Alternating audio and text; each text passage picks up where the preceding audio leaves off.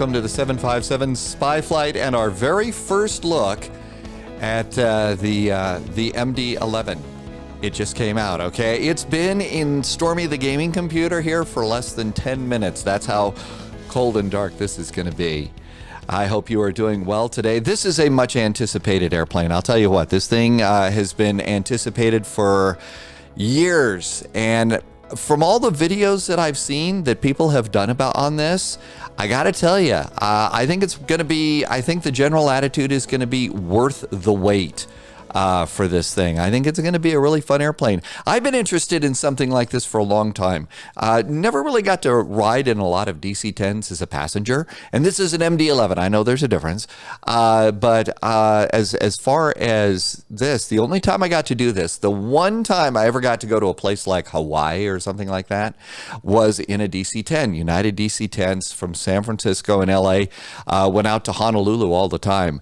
So I've always been kind of interested in these McDonnell Douglas airplanes. So this is, of course, the MD11. The only thing that I have done is completed the registration, which is just like any other payware airplane that you're going to get. And I have set one view, this view right here. Okay. So the next thing that I've got to do is I got to get several views out there. This is a little safety tip that I think is worth your time. When you get an airplane or something like this, you know, we all have quick views set up, especially in things like X-Plane and Microsoft Flight Simulator. It's early. I haven't thought this through. I'm doing this immediately after getting this. I wanted you to see an airplane right out of the gate. So this is what I call these are my quick views right here. And the quick views and all of that, I try and set these up for almost every airplane that I have. That way, I've got a common set of buttons here to be able to find my way around. So the first thing that I'm going to set up here is what I call the flight control unit view. So I'm going to move in here. Here's my flight control unit. And I'm going to kind of look up here. We're going to look down. And I also tilt it just a little bit so that I can see the primary flight display and the navigation display. And then here in X-Plane, it is control and then number pad. So there is view number one. The next thing that I do, my next view is going to be the McDo, or I call it McDo view, or FMS or FMC, and that's this thing right here. And I try and make this as big as I can possibly make it. And so there we go there. There is that one. And I might need to turn it just a bit to square it up. I do take a little bit of extra time here to try and make it look good. Okay, there is what I call McDo view. So that's control 2. The next view that I'm going to do is called big instruments. And big instruments are basically this view right here. So we're going to look down just a bit so we can see all of these, and I want to be able to see the primary flight display and at least one of the engine instruments, preferably two. So those are big instruments. That's view number 3. View number 4 is what I call the PFD and the ND view. Now, I know you can see the yoke in there. I usually get rid of the yokes and stuff like that. I think that they're nice, but they're in the way. Okay, so there's those instruments. Okay, the next thing is the upper display, the upper panel. Gotta have this thing. And generally, it's just something like this. So there's that. It's a little bit turned here. So let's try and take just a second here. Now I'm going to go out a little bit more and see if there's anything really up here. There's really nothing up there but the fire controls. So we're going to go down to something like this. If I have to look up, I can. So, okay, there's upper panel. Okay, the next thing is the pedestal. So we're going to look down here and we're going to grab ourselves a pedestal view, and we'll kind of come in here like this. And that way I can get to, there is VHF. Now that's VHF 3, I believe, down there. So we can probably zoom in just a little bit. And we'll kind of come up here so we can get the transponder, we can get the radio controls, we can get the VHF, and pretty much everything else here. All right, so there is my pedestal view. There we go. That looks good. Let's see here. The next thing, there's no real electronic flight bag here. So the next thing that I usually do is I kind of pan off over here, and we look over there, maybe move myself a little bit forward here, just so that I've got a look out the right view here. All right, there's view number 7. Next thing is going to be look over here for view number 8. So there is view number 8. And now I've got one key left over. And so basically I kind of look around here and see, okay, what would be a nice view? So let's see here. This is just sort of an eye candy type of a view. So we've got another seat. How about a wide view of the cockpit? There we go. There's view number 8. Okay, we got that done. So that's really one of the first things that I'll do is get my common views set up. This makes it so much easier to navigate a cockpit if you can set them up so that they're all basically, the same from airplane to airplane. Okay, so we got that set up. Next, controls. And so one of the things is we need cockpit controls here. So let's go on in here, and we need to go and do the joystick. So my joystick, I've got roll, pitch, and roll and pitch and everything else. Hat switch, I do make a change here to the hat switch. So hat switch up, instead of up, this is a new thing that I've been doing now. This is going to be pitch trim down. And then this one is pitch trim up. I've really gotten to the point where I need to have pitch controls here as on the stick. I've been reaching off to the side. It just doesn't work. Okay, so that's really all I think I need on that one. So I'm going to hit OK just to make sure. Now we're going to go back into this. Let's go over here and let's just look at the rudder pedals. And I've got yaw, and I've got toe brakes, and that's all I need. So I think that that's really good. Now let's go over here, and now we got to do the throttle. This is going to be a little bit of a thing here. So let's see. I've got 2 throttles here. This is 3 engines. So what am I going to do? I think that what I'm going to do is throttle number 2, I'm going to do none. And throttle number 1, I'm just going to go up here and do throttle. I'm just going to put them all on 1. I think that's the best thing that we can do at the moment for this. So we've got that. I have no idea what to do about reversers at the moment. I haven't read it. We got to figure that out. So right now I'm going to leave my reverser axis as it is.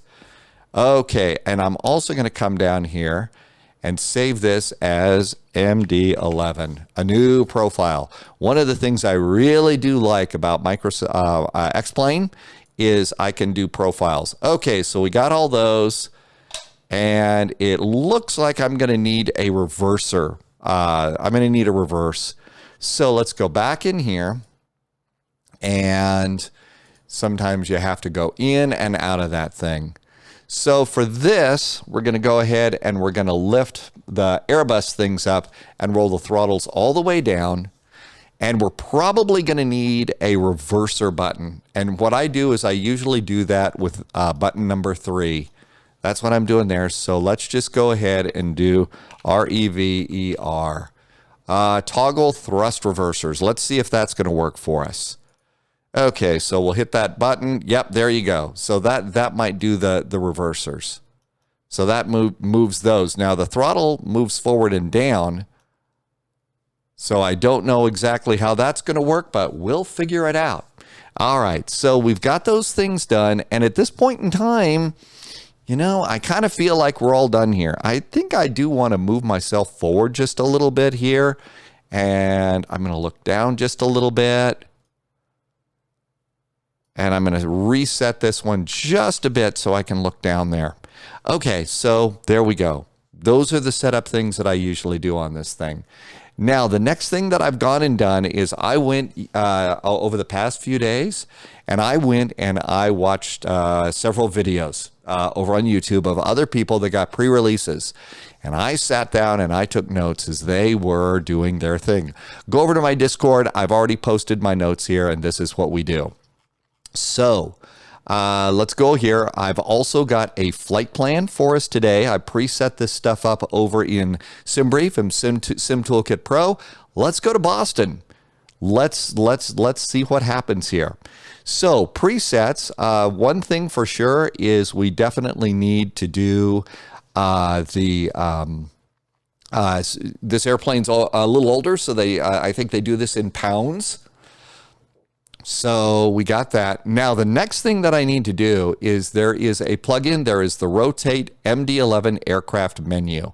What I want to do is I want to see if I can come down here, and I would very much like to set button 7. I want to change this from the ISCS, that's a TOLUS button. So let's go ahead and do MENU. Do I have a rotate? Look at that. Rotate controls.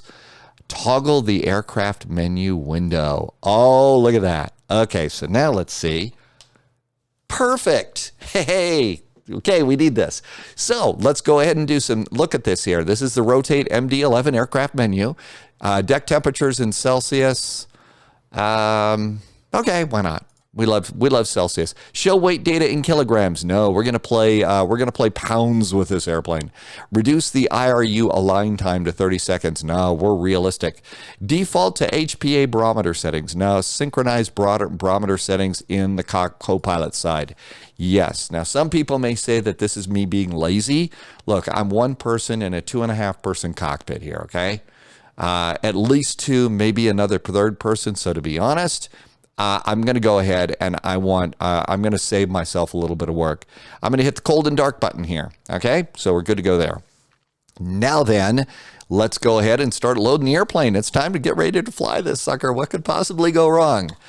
Okay, guess what? We get to do a little bit of math here. My flight plan basically pops off here with a 0 fuel weight. If there is a payload weight in here, I haven't found it yet. This is the United Airlines 2018 format. So I got a 0 fuel weight of 426217. That's that. So guess what? It's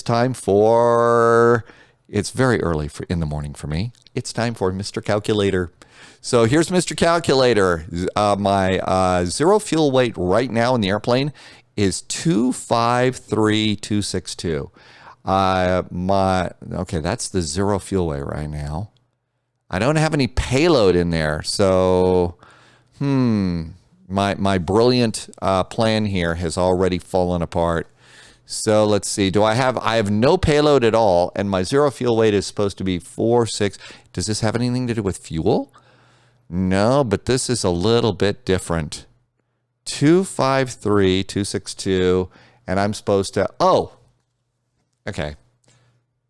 I'm going to slow down. I'm really excited about this airplane. Have coffee.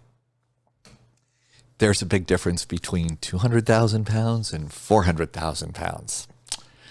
So let's go ahead and put in the 0 fuel weight that I got from SimBrief. 426217. 426217. Math, okay?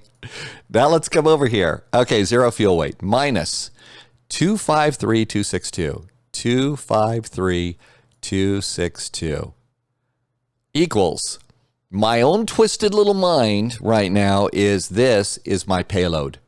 My payload here is 172,955. So that is my payload. So let's do pounds.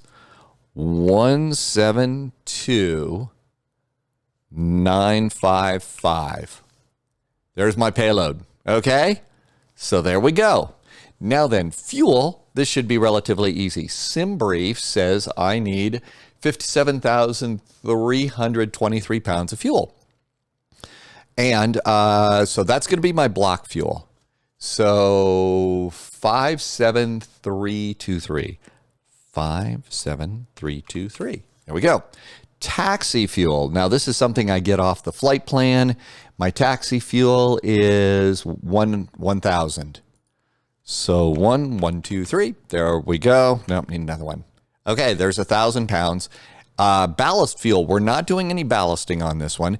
Ballast fuel, I think that's sort of like another word for that might be tankering fuel, taking fuel. So if we're flying to like Lynchburg, we don't want to buy fuel at Lynchburg, so we go the other way. All right, so then we need trip fuel, and to get to Boston, it's 36,020. So 36020. There we go. There it all is. So there's our loading. And now what we do is, as far as the percent Mach. Okay, I had a note on this one. We need to adjust the center of gravity so it's between 20 and 34. So percent Mach. And I believe it's something like this. I believe that's what we do. So between 20 and 34. So let's leave it at 25. What could possibly go wrong, right? All right. So all of this is good. Let's go over here and apply the load and configurations to the aircraft and the FMS. All right. And I don't know if you noticed this, but the airplane settled down a little bit. It's actually loaded the plane for us. But we can go and have a little bit of fun. Let's go to, let's do a ground power unit. So we got a ground power unit. Chocks are set. Cockpit stairs. Let's request some stairs. We'll request fuel, and we'll load the airplane. Let's also go. Sorry, no service here. What do you mean no service here? Let's go over here and do cockpit. We're going to open that door. Cargo doors. Let's also open the main doors for the cargo. And we're also going to turn on the upper deck. Okay. So all of these things are allegedly open. And now let's go ahead and hit close. And now let's just go and do a quick little walk. I know we need to go fly, but so let's go back here. And there's the bathroom. I don't think that the bathroom is working. The door's open. All right. I know I'm being a real geek about this, but hey. They're loading us up. Yeah, we got to get this airplane going here. They're loading us up. So here we go. So how about that? They did some really nice loading out there. Okay, let's get in here and start doing some things. So according to my notes, this is the pre-flight time. So let's go and do pre-flight. Upper panel, we're going to do the battery. So we come up here, and the battery is up here, and it's guarded. Battery is on. Reguard the battery. Ground power is available. Let's punch in ground power. That's good. Now we're going to be good pilots and come down here and turn on the nav lights because we want people to know there's somebody up here punching buttons. It's cargo flight, but we're going to be fueling the airplane, so I'm going to turn on no smoking. The engine and APU fire test button. Okay, this is, I believe, up here, and this is the engine and APU fire test button. So let's go ahead and push the button and watch the fireworks. And there's all sorts of fire stuff. So the engine and fire test button is good. We're going to go ahead and start up Mr. APU. And the APU, I believe, is APU. And I think we click this button here, and and then there's an indicator up here that says APU, maybe it's APU power. It's flashing, and now the starter is going. So if we go outside here, I'll bet we're going to hear the APU firing up. And in fact, I think that, there it is.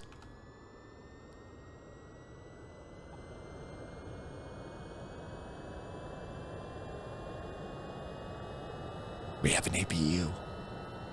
Okay, so the APU is good. And I think if we look in here, you can even see that the APU, this is the APU indicator right here. So the APU is starting. So that's pretty good news. And that looks good. Then we're going to go and look for the bleeds. So APU power is available. External power is on. I wonder if I need to hit this. I hope I didn't just turn it off. I bet I just turned it off. Yeah, I just turned it off. Well, maybe I didn't. The APU is still up. The N1 is still 65. The EGT is going down. APU electrics are now on. And APU power is on and available. So we're good to go there. Let's go up here, and the APU is on too. And so we've got pneumatics. That's a good thing. So all of those things appear to be up and running too. All right. External power, we can now disconnect ground power. So we've disconnected ground power. So that's good. And I think we could go over here and we could disconnect the ground power unit now. So ground power is now disconnected. Okay, now we do nav 1, 2, 3, and I think it's just 1, 2, and 3. Nav 1, 2, 3. And it's going to beep at us, and this is apparently doing, when you turn on the nav buttons and stuff like that, in this case, it runs your cargo fire test. So the cargo fire test is good. Now this is basically when we can go and start adjusting some panel lights. So we'll adjust some panel lights here and just see, I think that just starting to backlight some things. I think that there's panel lights over here. There is a briefcase light. So there's your briefcase light and everything else. Here's more panel lighting. And so here's some panel lighting here, and I'll bet there might be some panel lighting down here. Don't know, but this is when we would do that. All right, now let's start doing the FMS. So FMS, we hit FMC1. There we go. Nav data. I did update today's Navigraph day. So it's Navigraph day. Active database is May through June. May 20 through June 16. Okay, I don't know that this updated yet. Maybe I need to go and check some stuff. I'm not sure, but there we go.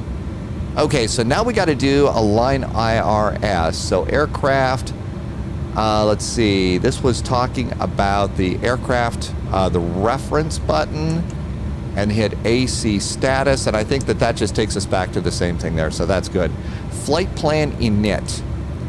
So what we do here is we're at KMEM, and the sounds are really cool. We're going to KBOS, Boston, and so we pop that in there. Our alternate is KBDL. KBDL. KBDL is our alternate airport. Okay, it says align IRS and initialize. So let's see, initialize.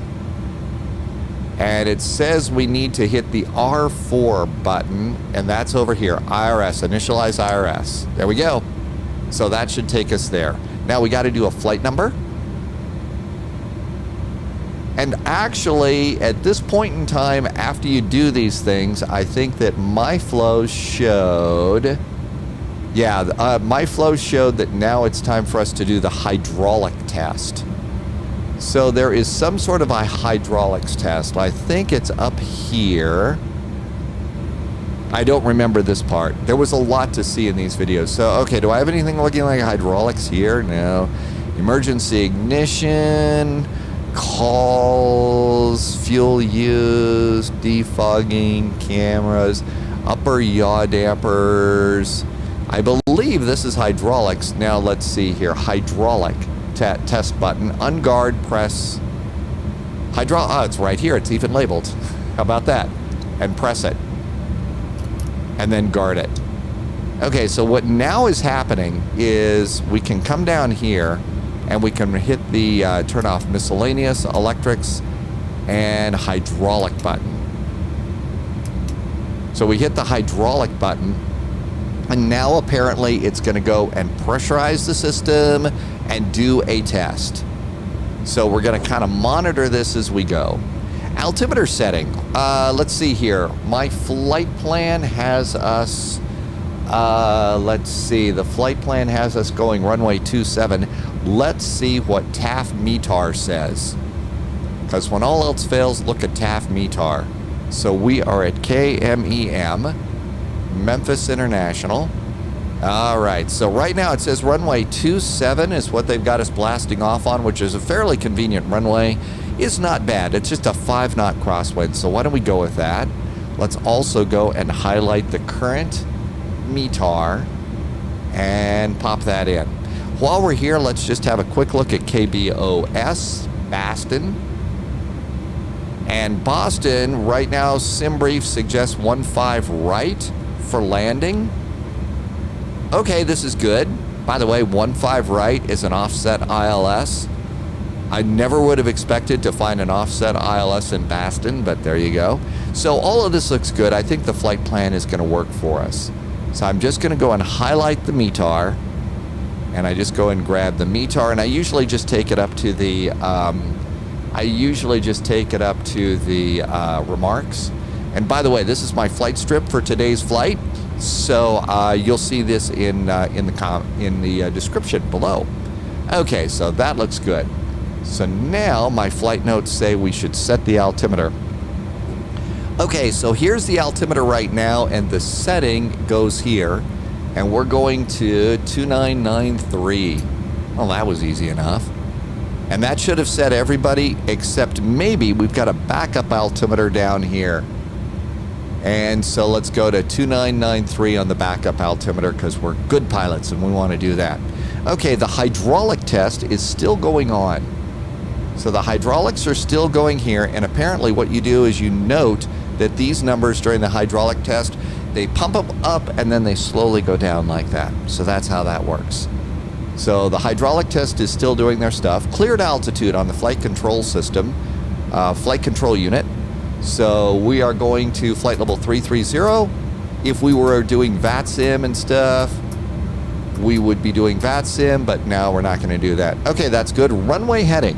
We're going to need a runway heading, so our charts for today's flight are going to be right here. And I'm using the old school charts today. 273 is our runway heading for departure. So 273. 273. Okay, 1, 2, 3. There we go. So that's good to go too. And by now, the hydraulics test should be complete. And if it's good, all the numbers are 0. So the hydraulics tests are great. And I can't come up with a hydraulics joke because it's too early in the morning. So flight number, we are FedFDX, FedEx Flight 441. There is our flight number. Our cruise altitude for today's flight is flight level 330, so 330. Now, one of the things that I saw on some of the videos is if we had a step climb in this flight, you could put in step climbs here. I don't know how to do it yet, but I think that that's pretty awesome. Okay, so all of this looks good. Let's do next page. And here is our taxi time, trip time. So flight number, cruise levels, step time. I guess I need to go back over here to flight plan. No, not flight plan. Performance, let's go to the init page. Cost index, I forgot to put that in. That's down here at the bottom. So cost index is 20, is what I got out of SimBrief. There we go, now it's 20. Next page button, so let's do next page. And this that went and put everything in there. So block fuel 57.3, it's already in there incorrect, so that's good. Takeoff gross weight is 482.5. I think that's right. Zero fuel weight is 426.2. Wow, that is right on. So that's good. Takeoff center of gravity. That's what I thought they were. So those numbers are great. Now we get to do the flight plan button. So let's do F plan. Okay, so flight plan, departure airport, start with Memphis, SID. We're blasting off on runway 27. We are doing the Carson 7. And we're doing the hums transition. So we are just humming along. Insert that. I'm sorry, I can't help myself sometimes. Okay, after hums, now we put in our flight plan. So after hums, we're going to PXV. So PXV, put that over the discontinuity. After PXV, we're going to creep. CREEP. Boy, I bet you could have a lot of fun with creep. After creep, we're going to be on the Q29. Now this is not, I don't know how to do an airway here. So let's try putting Q29 and see what it does. Not in database. I do not know how to do an airway here. We're going to be on the Q29 to JHW. So JHW, let's pop that in. And it's just direct. I don't know how to do this. Airways via Q29. Q29. Is that going to do it? Insert. You know what? I think, let's clear this one. I think I need to do creep. Airway. Let's do Q29 here. Insert that. Now let's put in JHW and see what happens. JHW. JHW. Okay, I don't think I know what I'm doing with this. I don't think I know what I'm doing with that. So I should stop trying to put in an airway. Let's just go direct, direct, direct. Then after JHW, it's PONCT, P-O-N-C-T, which means let's do the arrival. So Boston and the star, we are coming in on 15 right. And we're doing J-Fund at PONCT via Adams. And that should do it. Insert that. Okay, now what we can do is we can come up here and we can go to plan mode. And then we'll look down here and let's go to the top of the flight plan. And then we can page through. So there's vectors off the runway. Then there's Lizzie. That's great. There's Carson, hums, packs, creep. Okay, JAW, we need to delete, clear that. There's JAW, PONCT, Stoli, Minsta, seats. And there is our approach right into the runway. How about that? Into 15 right. I think we have a flight plan. So we've gone and we've reduced that, and so that's good. So let's go back over here. I usually leave this in map mode. So there's map mode is what I usually leave that. Cycle, verify, map. Okay. All right, now we need to do the takeoff and approach button. Error, altitude error at Wakchu. Okay, so we have a problem though. So what do we have a problem? PONCT, Stoli, Minsta, seats, double, base, J-Fund. Wakchu is supposed to be 7,000 feet. That's our hard approach. I know I did this flight yesterday. So I'm going to say that the flight plan's good. I don't know why that's a problem. Maybe it's because it's an old database. And I need to correct one note. It's not TP and approach, it's TO at approach. So takeoff and approach. So all this looks good. Takeoff and approach, flaps. Let's just go with flaps 15 because I don't know anything else to do right now. There's flaps 15. Slope and winds. Okay, so I have no idea what to do with wind. Well, slope, I can do the math, but I don't want to do math right now. So I think we go 0. And then remember how we went over and we did METAR and TAF? So KMEM. So basically, it's sort of a crosswind. And it's a crosswind from the left. And I think what you do is 0-L and it's 5 knots. 0.5. I think it's a left crosswind at 0.5. Nope, didn't like that. Maybe it's head. Let's just try headwind and 5 and see what it does. Okay, so there's head. I don't know what else we would do. So headwind at 5 is, I guess, what we're supposed to pop in there. Don't know for sure.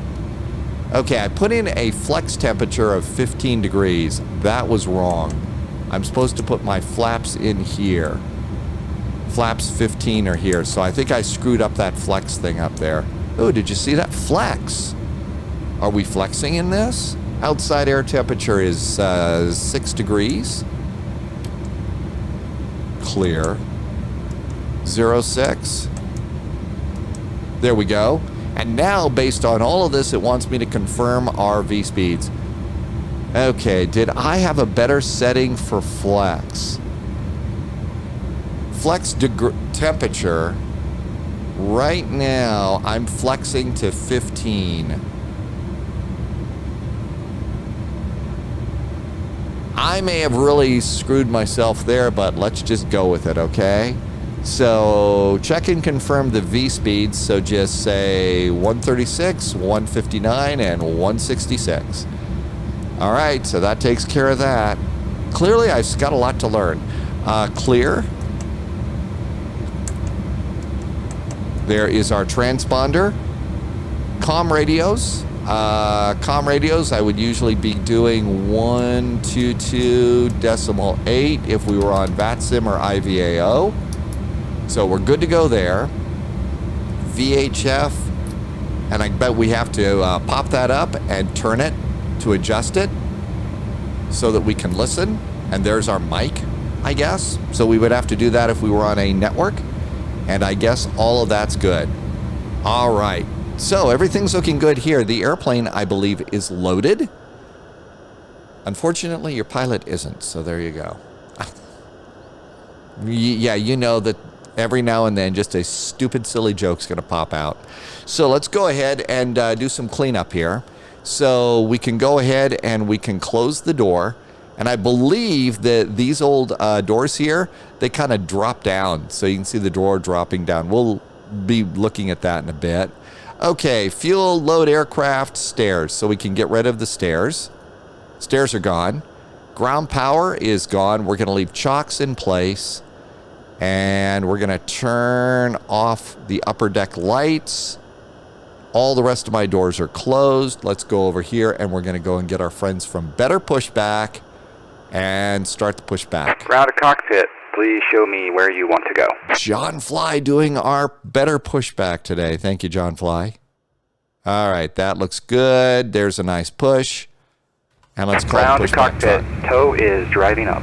Okay, we're doing good here. Let's go ahead, and even though we're a cargo, you go, Tom Hanks could be sitting back there along with Wilson Volleyballs. This is a FedEx flight, so there we go. Emergency lights need to be armed. Okay, I think that's emergency exit lights, emergency ignition. Emergency lights are now armed. Let's see. We're waiting for a beacon.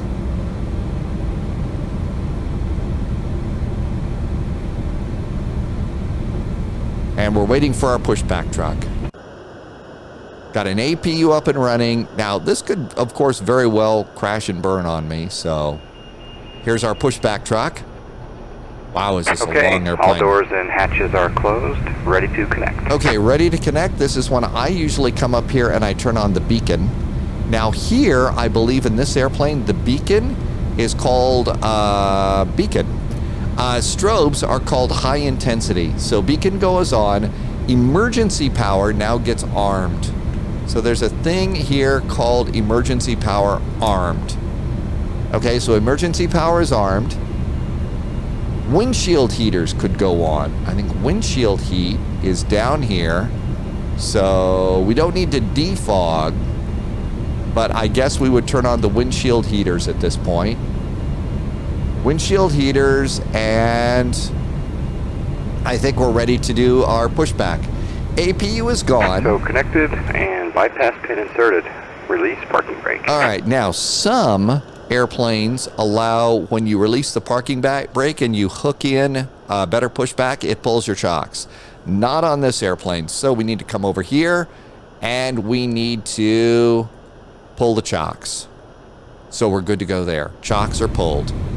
All right, let's go down here, and these are parking brakes. Parking brakes are released. Starting pushback, and you may start engines. All right, so we good to go there. All right, engine ignition. Okay, engine ignition, I believe, was up here. Engine ignition press. Okay, here it is. Engine ignition. I believe maybe it's these. Engine ignition are on, I guess. And now we can go ahead. The start sequence on this airplane is 312. So what we do is we pull this, pull that button. I hope the fuel pump's automatically turned on. Oh, look at that. There is N2 going up. And I think like all jet engines, it's 20%. No, 12%. 11 and 12. At 12%, it's fuel. Let's see if we actually get fuel flow. We got fuel flow, so I didn't have to turn on fuel pumps. The people that made this airplane are screaming their heads off right now. Who let this incompetent aboard our beautiful airplane? All right, so let's see here. I was going to do the map range just a little bit here. There's the range increase. Okay. Well, our departure is behind us, so that's why. Another thing, once you hit the V buttons, complete. Set parking brake. Look over here and see the V speeds are set. So parking brake is set. Disconnecting tow. Stand by. And this engine continues to spool up. See, we could also go down here and we could do, I guess, the engine page for now. And so now we get a secondary engine page. And it looks like that engine is stable. So that is now stable. Let's start the remaining engines. Next engine is engine 1. Pull the starter valve. There goes. That engine is now alive, and we're looking for 12%. John Fly is disconnecting the tug. As soon as we turn on the fuel, we'll go outside and listen to the engines roar as they start. And 11 and tow is 12. Disconnected and bypass pin has been removed. Hand signal will be on the left. We'll see you next time. Have a safe flight. And hand signal on the left. Thank you for the nice push. There's another engine going. There goes John Fly. Thank you for the nice push and start. There's a chance the airplane may need to go to the airplane wash.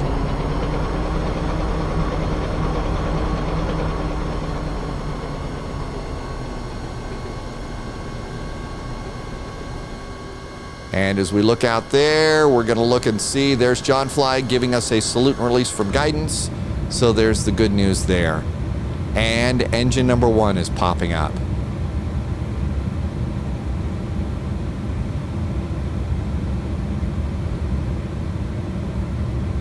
All right, so far so good, right?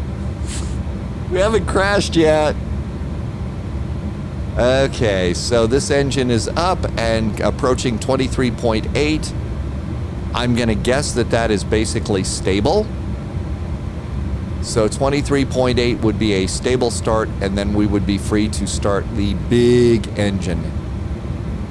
So let's go down here, pull it. Engine 3 start. And it starts spinning around, and then the N2 starts going up.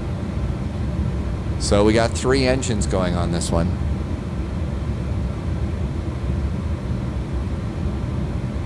And 12%, 10, 11, 12. Fuel.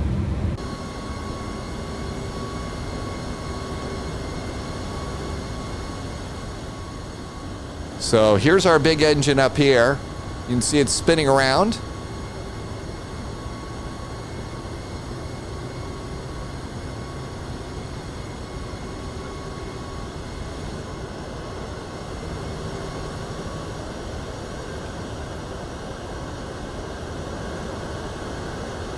Okay, well, so far so good.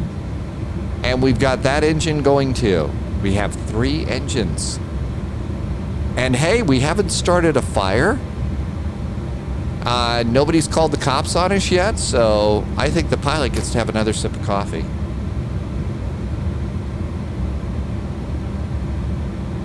18, 19. This engine seems to be working pretty good. Eventually, as time goes by, one of the things I'll do is I'm going to change some of my controls here. So I'll add landing gear to the landing gear. I mean, that might work, but we'll see. Okay, 23.8, that's good. Next step, we can turn off the APU. So I guess we would do, there's air. This is the APU power button. Let's go ahead and turn it off. And it could be that that didn't do it. Maybe I need to turn it off here. APU start and stop. Maybe I do it here. Maybe I do it here. Yes, let's just punch buttons. Okay, yep, there we go. APU is off there. All right, that's good. Now then, monitor 4 goes to config. I don't know if that's what they do it, but they call this monitor 4.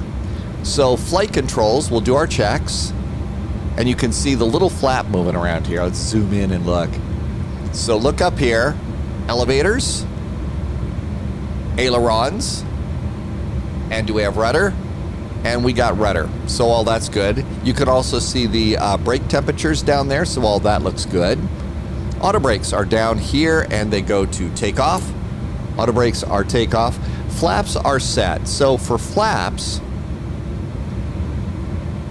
are over here. I don't think that my flap lever is connected. Let's just see what happens. Yeah, I don't think that that's the best thing. So we're going to use the old-fashioned method. So flaps into the dial a flap region. And then you move this to 15. So yes, welcome to the MD80 for dial a flap. Call 1-800 dial a flap right now.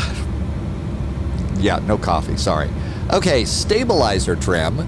Do we have stab trim? It's minus 5.3. Okay, so that is going to be up here in monitor 4, minus 5.3. So let's go, and I believe we go down. It's, well, maybe I'm wrong. It says minus 5.3, but it changed to red.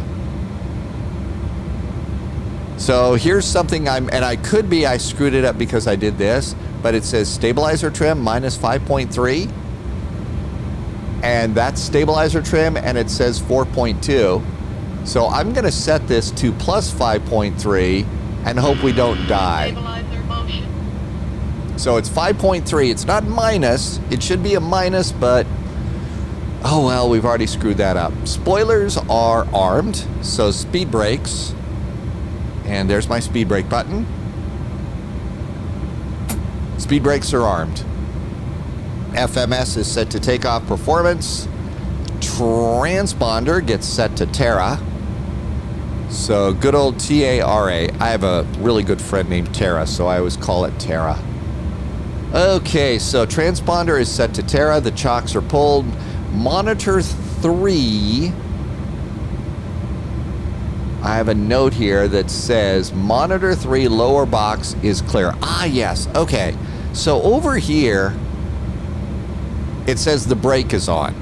So let's go down here and release the brake. And the lower box is green. That means that apparently that everything's good and groovy. So, all right. So let's come up here and we do the nose light. So nose light for taxi. There's our nose light. Runway turnoff lights as needed. Parking brake is released. And I think we can taxi. And I think like most airplanes, it's starting to move. If you look out the window, you can see we're moving here. And I think that the airplanes will move just, you know, on a... they will move by themselves. It's called idle taxi, I believe. So a very nice commercial for FedEx, although the person at FedEx who is in charge of washing airplanes is probably saying, would you at least wash that airplane? And here's a little taxi by as we get ourselves on the line. You'd see the cockpit here and see the nose wheel. Wow, do you sit far ahead of the nose wheel. Leading edge slats are out. Boy, do they look good. Okay. So we can add a little bit of oomph here. So far, so good. Right now, everything's good. And that looks great. Sort of. Don't add too much power. Taxi is super duper simple. We're coming out of FedEx land here in Memphis. We're going to Victor. So it's left turn. And this should be a left turn here at Yankee.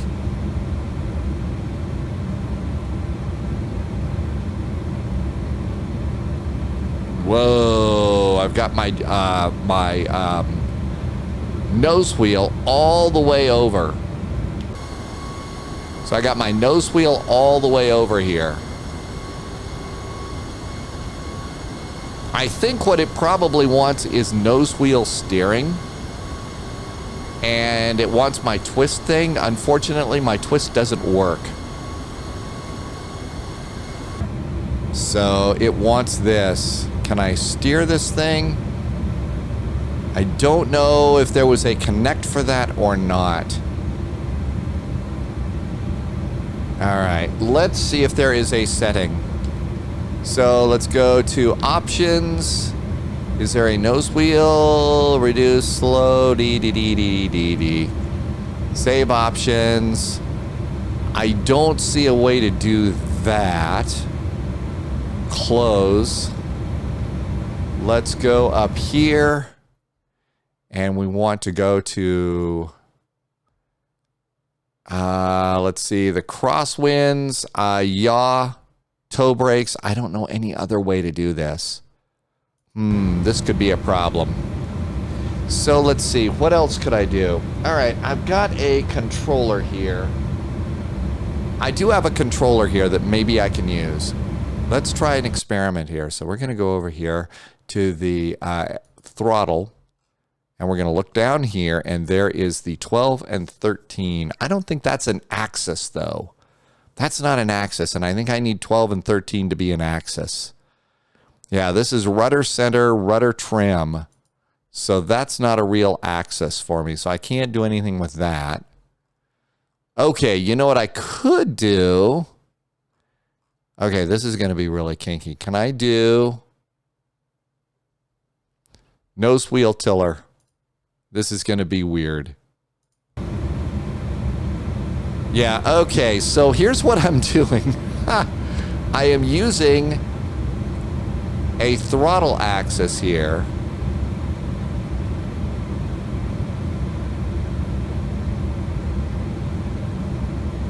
Is it going to steer me the other way?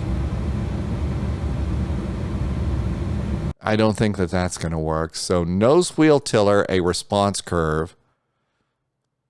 Okay, so none of these seem to be working for me.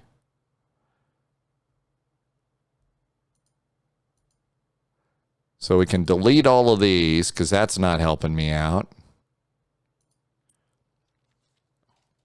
So there's that. Okay, there is a reverse. There's mid-range. Okay, so there's mid-range. Let's see what this does.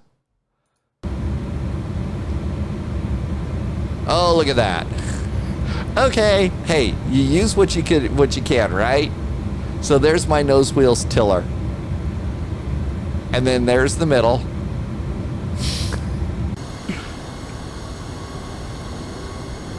Here's the deal, is if you can innovate like this when you have to, it really actually is kind of cool when you do that. Boy, is that going to make takeoff awkward, though.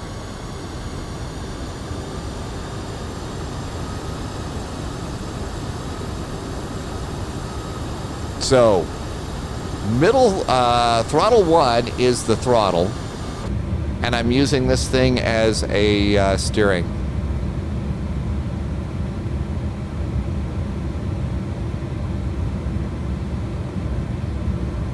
When all else fails, how about that? One of the things I've been thinking of doing is ordering a second TCA officers pack. So that would get me a new stick, which would have a clean twist for steering, but it would give me 2 more throttles. So I would have a total of 4 throttles. Airbus style throttles are all the same, but I could use that for DC-10s, MD11s, 747s, Concords, stuff like that. Okay, so we're good to go here. On takeoff, we are going to hit the FCU to auto flight. So there's a button here, and you hit auto flight here. That's what you do on takeoff. Throttles forward, V1 rotate, positive rate gear. Then there is something called profile, nav, FMS speed, and then auto flight again.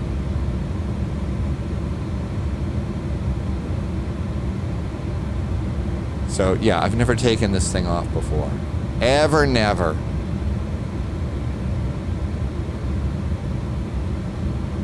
Oops, I'm still trying to steer with the rudder pedals here. Steering with a with a throttle is really weird. Okay, there's our runway. So strobes, high intensity, landing lights, FCU to auto flight, throttles forward.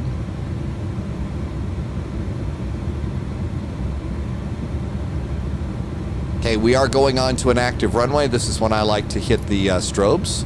And by the way, if you haven't seen the strobes, we'll see in just a second. They're really pretty awesome on this airplane.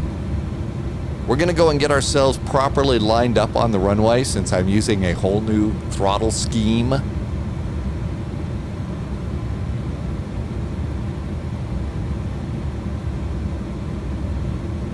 And look straight ahead. Whoa! Turn, wrong way. All right, we're good there. Let's just stop for a second. All right, so let's look up here. We're going to do landing lights on. And if you look back here, you can see our strobes flashing. Pretty interesting strobes on this one. Landing lights are extending out of the bottom of the airplane. You can see the taxi lights are on.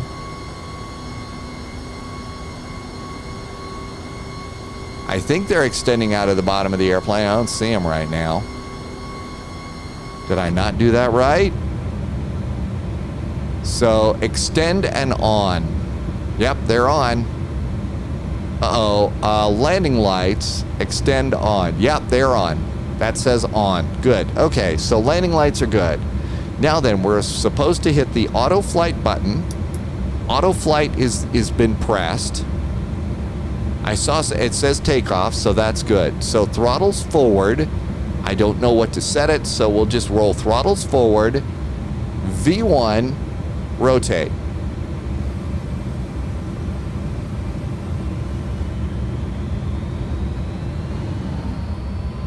Okay, so we'll just go there, is apparently what it wants. Steering with rudder pedals.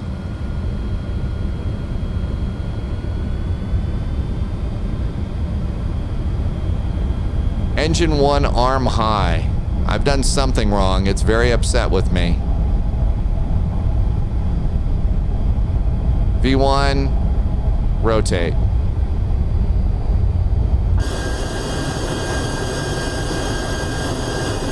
Positive rate gear.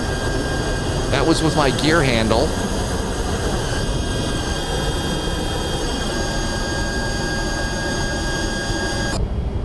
How about that? Okay. Buttons that we're going to push. We're going to look for profile. Profile is engaged. My throttles are like red. Profile. We're going to go with nav. So let's go with heading for a while, though. FMS speed. FMS speed. Auto flight selected again. And anti-ice as needed. Okay, we're not going to do nav yet because we're looking for vectors. So let's increase the range. All right, let's go ahead and turn this way.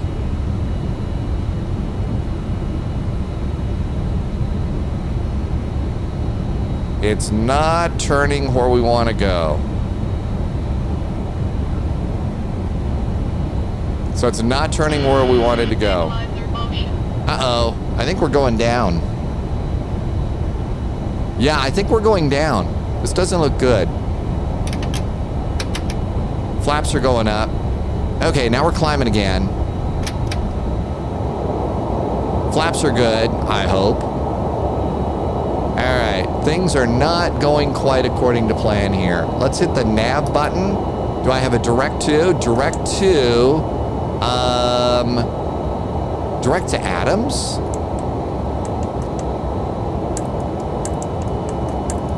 We want to go direct to everything, direct to Lizzie. And clear that. How do I go direct Lizzie now? Is there an execute button here? Engine out, takeoff and approach, reference. I have no idea. Will it let me make a turn? It'll let me make a turn. So there's a bit of a turn. We're climbing. How are we doing here? Speed's at 250, so that's good. So direct to Lizzie on the Carson 7, clear. Let's hit the nav button and see what it does. Well, I think I already hit nav. There's heading and track. Hey, we're not dead yet. We're climbing, sort of. I don't know that it's actually working. I may need to hit the auto flight button again. Nav 2. It says nav 2. I don't want nav 2. I think I want nav 1.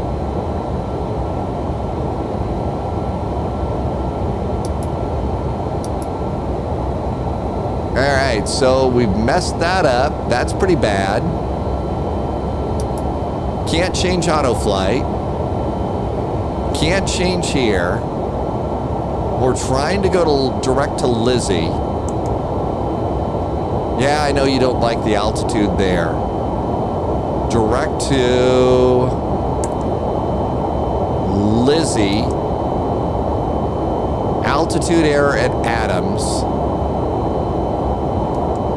Okay, I think I just did direct to Lizzie. Hey, it's turning. We're going direct to Lizzie now. Oh my goodness. Hey, let's do a flyby before we crash.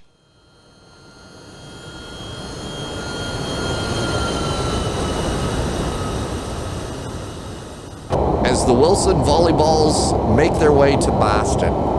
Okay, we're past 10,000 feet. So at 10,000 feet, landing lights can go off. Nose light can go off. Spoilers should be disarmed. I think there's spoilers disarmed. Auto brakes have to go off. So auto brakes are over here. You have to do these manually. Okay, auto brakes are off. Autopilot, auto brakes are off. FMS goes to Econ Climb now. Performance, and it should be Econ Climb. We're on Econ Climb. Okay, so that's good. Transition, are we coming up on we're coming up on 18,000 feet. Hey, we're not dead yet.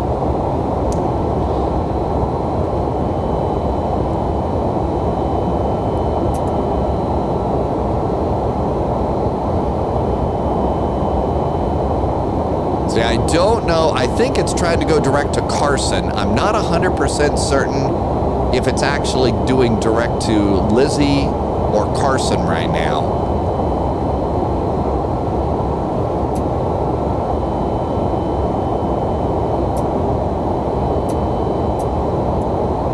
I think it's got control. It's got control of our headings.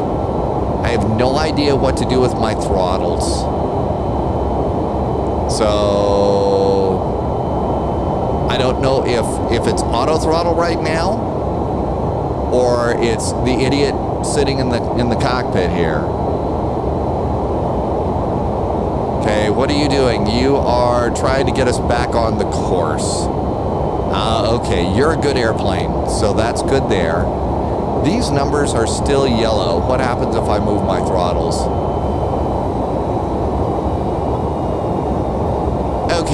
I am moving my throttle. It's at 100. So let's just go to 99. We're climbing pretty good here, but they're amber. Okay, I've now gone and I've centered my throttles, and I think that's good. I think we're in good shape there. I think there's an auto throttle and it's taken over. So let's do another flyby. We want to do as many flybys as we can while we're still doing good. Okay. So let's see here. Everything else is good. Are we passing transition? We are. 2992. So Barrow, do we have a push button for 2992?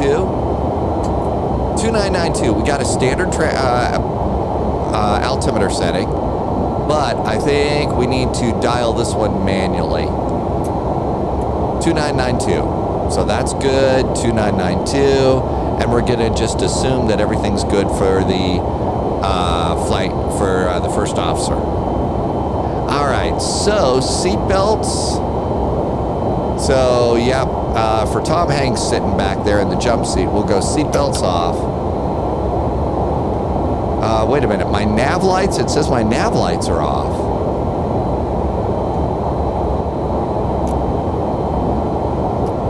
Logo lights are off. I think my nav lights were off. Let's go outside and see.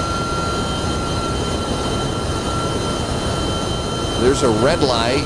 Okay, so maybe when you power up the airplane, it automatically turns on your nav lights, because now they're on. So let's go back in here. Let's hit the nav light button. Yep, they're off.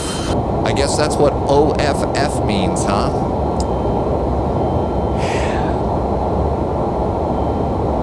All right, look over here. Are we killing ourselves in the pressurization department? The valve is closed. Let's see. Engine, hydraulics, electrics, air. Let's look at the air. And let's just see what we have here. That's the temperature zones.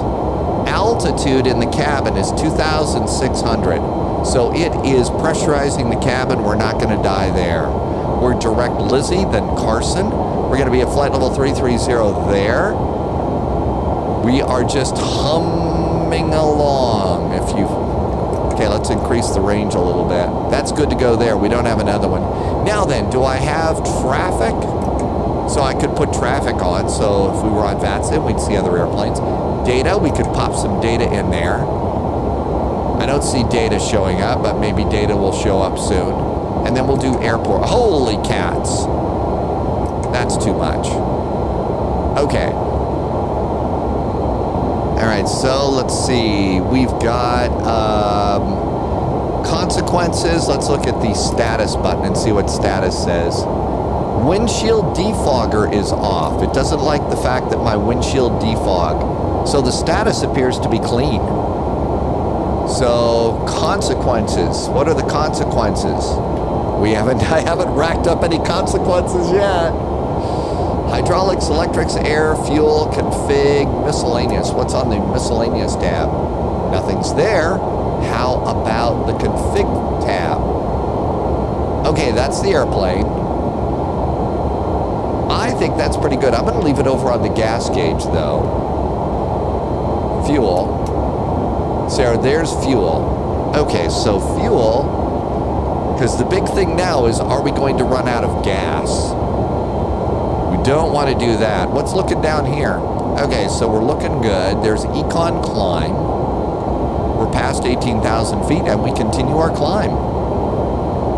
I'm going to go and drop this, decrease my map down just a little bit. That's a little more usable. And maybe from there, I can go and add airports in. Just want to see airports. Okay, we're going to Carson. We're direct Carson. So there's Lizzie. Altitude air. It still doesn't like watch you. So there we go.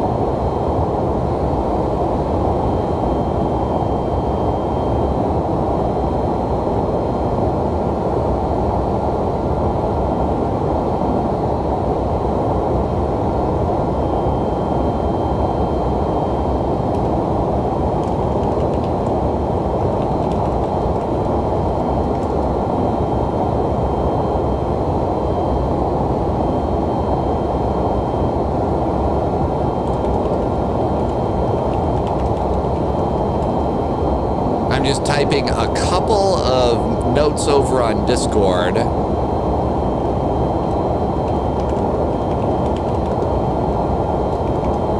By the way, I'll put a link to the Discord server in there so that you can go and have a look at some of my flight notes. I'm going to put all of those over there.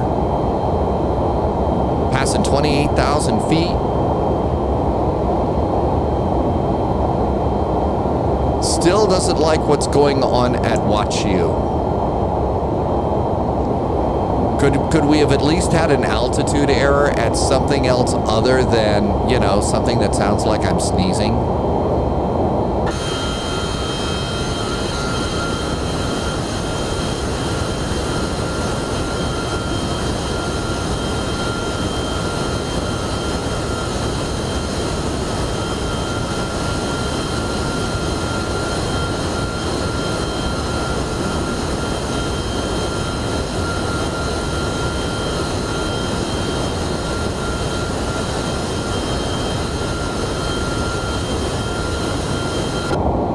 Okay, so this is looking good.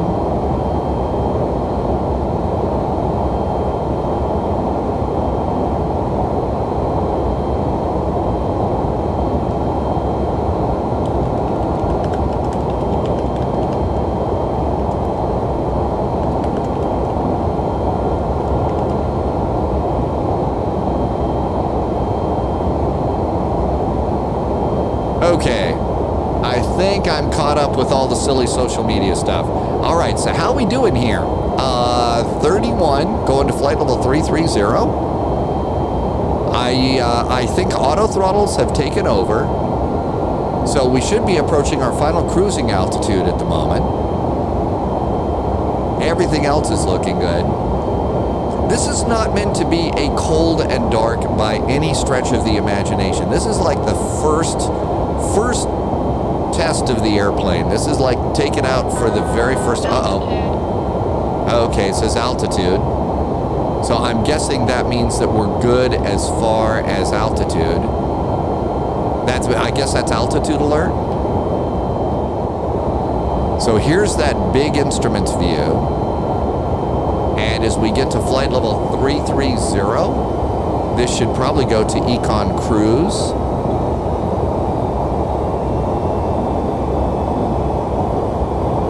It's leveling us off.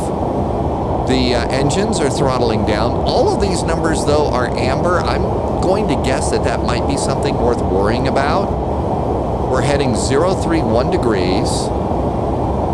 Let's go up here and dial in 031. I always like to keep these numbers close to what it is that we're doing.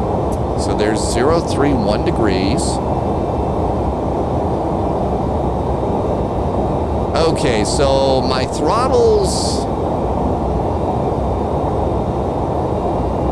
again, I think auto throttle has got us, so we're just not going to touch anything. We're holding Mach 0.82. That's pretty good too. And it put us over on Econ Cruise. And we are 841 nautical miles to top of descent. How about that? We got a TOD there. All right, let's take a look here. I want to look at, so this is our performance page for cruise. Takeoff and approach, reference. Okay, I don't think I want to do anything there. We're not going to mess with the secondary, although eventually we're going to have to learn secondary flight plan. I don't know if that works or not. There's our flight plan. Here is progress. Aha, so this is good. How's our progress? We are heading to Hums. Our next stop is PXV. We're going to Boston and estimated fuel on board. Okay, this is a number that I fixate on a lot. 20.5 is my estimated fuel on board in Boston. That's a lot of gas. According to my flight plan, my estimated fuel on board should be 2303. No, that's not a lot of gas. I just didn't update it from my last Airbus flight. Okay, so always good to update your entire data. So 20.6, and my flight plan says my remaining fuel should be 2303. and it still doesn't like my altitude at, watch you. So 20.6, when it goes to 20.3, that means I've invaded my fuel. It shows me landing in Baston at 1632 Zulu. Right now, do we have a clock? There's got to be a clock on the airplane somewhere. If there isn't a clock, somebody's going to get ticked off. Yes, there's another stupid joke. Sorry. It's going to happen. So altitude, hold. Oh, this is it right here. Oh, wow, this is cool. So this airplane is giving me, is it 1725 Zulu? Let me check and see.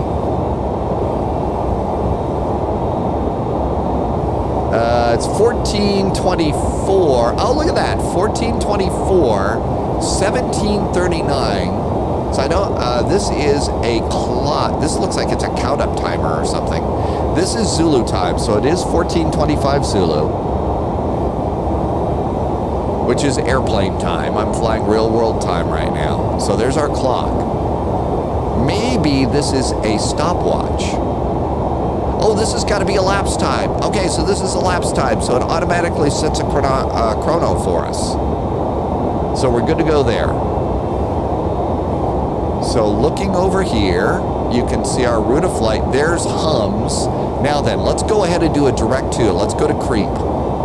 Because, hey, nothing says, yes, I'm going to have fun with creep. So direct to intersection, direct to creep. It says altitude error at Sassam. And click it. And clear the altitude error at Sassam. And we are now going direct to creep.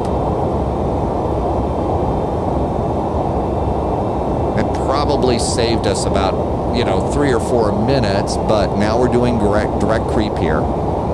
So direct to seems to work. It doesn't like my altitudes though. So let's see, one of the things that I probably should do is let's look at Navigraph. I don't know if Rotate has its own navigation data, but let's just look and see. So here is what I currently have for my Navigraph. So let's go to add-on mappings, and let's select an add-on. Is there one for Rotate? LMNOPQR, Rotate MD80. What do you bet that's the same thing for this airplane? So Rotate MD80, install into X-Plane 11. So now I've got the Rotate MD80. I have no idea if this is what we want, but it's there. Go to save, gathering information. Let's go back to the add-on list. Okay, and that says it's ready to update. I am not going to do that right now. That's probably not the best thing to do while we're flying. And I want to at least make an attempt to get us in there, but I'm going to go and do that eventually. Let's see, we are currently heading 049, so I like to update this. Uh-oh, I hit an up button. I have an up and a down button. I wonder what I just did. 049 degrees. As we are now direct to creep. We are 271 miles from creep, so that's good. We got an 83 knot tailwind. That's outstanding. Our range ring is 40. We are still at Mach 8.2, so we are rocking and rolling there. Over on the spy flight, one of the things that we usually hear about now is why didn't I RTFM? That's a semi-crude, rude, and socially unacceptable reference to read the manual. Well, this airplane apparently comes with some absolutely hot rockin' flame-throwing manuals. So let's go into X-Plane here, and aircraft, and we'll look at where is Rotate MD11. So here's Rotate MD11, and here is manual. Look at this. So here is the system description, limitations and checklists, and there is a tutorial flight. And from what I've heard, it's a really good tutorial flight. It's one that takes you from El Paso to Memphis. I wanted to go to Boston because, I'm a live streamer, so I got to go talk to my lawyer, Denny Crane at Crane, Poole & Schmidt in Boston, so there you go. Here is the introduction page. Presentation, system description, tutorial flight, limits and checklists. It is an add-on aircraft for Laminar's X-Plane 11. Tutorial flight, license, disclaimer, acknowledgements, requirements, Windows, there's how to install, there's support. So this is really pretty odd. It tells you about the aircraft menu. So, boy, this is pretty good. Manipulators are used to manipulate cockpit elements like switches. VR controls, hardware controllers. The simulation provides support out of the box. Controls like flaps and speed brake handles can be handled through commands or axes. We recommend the use of commands to get correct animations of complex mechanisms. When using pedals for brakes, have in mind that axis assignments take precedent over commands. Good point. In the case of throttle handles, we recommend using a continuous lever axis for each handle. If your controller provides 3, whenever the axis visually match, there is a ghost handle is rendered to indicate the current position. You know what I'll bet that is? So I'll bet this is the ghost handle, maybe? So right now the auto throttle is doing... Nope, I don't know what that is. So I'm messing that up. Okay, clearly we're in good shape here. So there's lots of stuff to read. And when I get a chance after live streaming and everything today, I will sit down, although I probably should have sat down before we flew, but I just really wanted to fly the airplane. So system description of the aircraft, oral and visual warnings, the APU. So there's all these manuals here. Limits and checklists. Here is a normal checklist. Look at that. There is a normal checklist. Before start, before takeoff. Very nice. In range, altitude. One of the things that I do is on a really, really complex airplane like this, I will actually print out those sorts of things. So like I've actually got, this is a checklist for the A3 19, 20, 21. Here's the A300. I actually will print those out. The more complex the airplanes get, I kind of think that that's a good idea. Okay, so there's checklists, there's limitations, and then this is the tutorial flight. Really, this is what I probably should have started off with, but I'm being crazy. So look at this. This gives you the payload, block fuel, taxi fuel, everything you need. Loading the airplane. I really think that this is the best way to go. So that's a good way to go. The reason that I'm also doing this flight right now, this one to Boston, is I did this exact same route yesterday in the A300. So I kind of wanted to do something I was really familiar with. There is the PXV VOR. This was our checkpoint that we blew off. So we're 224 miles from our next one. So there's PXV, and we're going to creep. Okay, so all of this is looking pretty good. Let's go back here. So we got a first officer seat. There's another seat right here. So this is sort of like maybe an engineer, check pilot. I would guess maybe the loadmaster or something. You know, the old original Belugas actually had a 3-person crew. It was a loadmaster. So maybe there's a third position. A lot of space behind the pilot. We got a nice closet. So that's looking good. So looking back here, there is a mirror to make sure that you look good before you leave the cockpit. Okay, because of the gang at FlyJSim, we got to go to the can here and see. Of course, they didn't model this, but we got to do it anyway. Okay, and nothing in there. So there we go. Okay, there's a couple of jump seats. So that's where Tom Hanks would be. So 2 jump seats right there. Some information about the MD11. There's the door.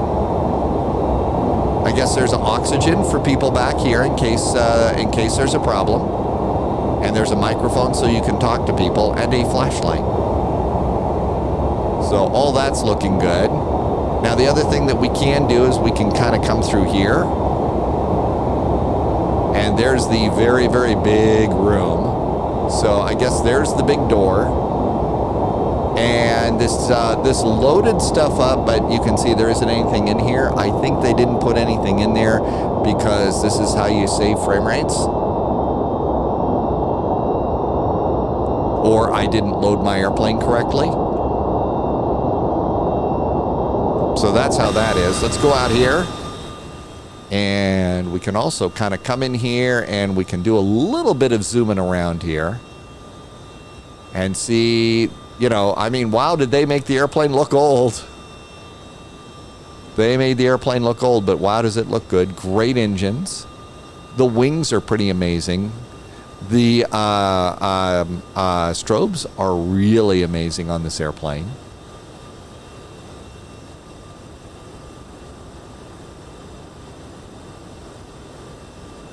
So there we go. All right.